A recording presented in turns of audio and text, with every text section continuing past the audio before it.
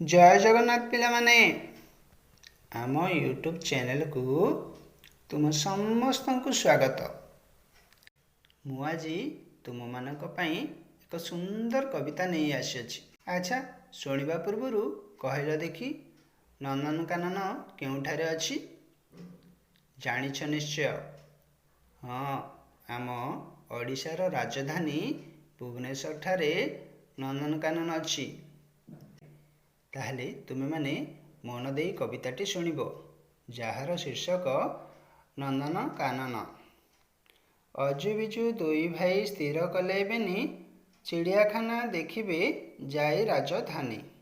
कटकरू बाहरिले चढ़ी एक गाड़ी राजधानी अभिमुखे गाड़ी गला माड़ी। अविलंबे पहुँचिला गाड़ी जाई सेठी दुई भाई ओह्लाइले आसनरू उठी। टिकट काटी शल तर तर होई नंदनकाननपुरे प्रवेशिले जाई।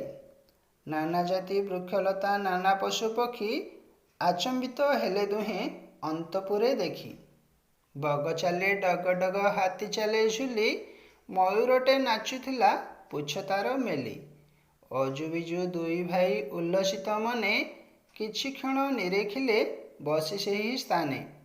पक्षींकर सुमधुर कलरव शुणी पक्षी बसा देखिबाकू गले दुहे पुणी।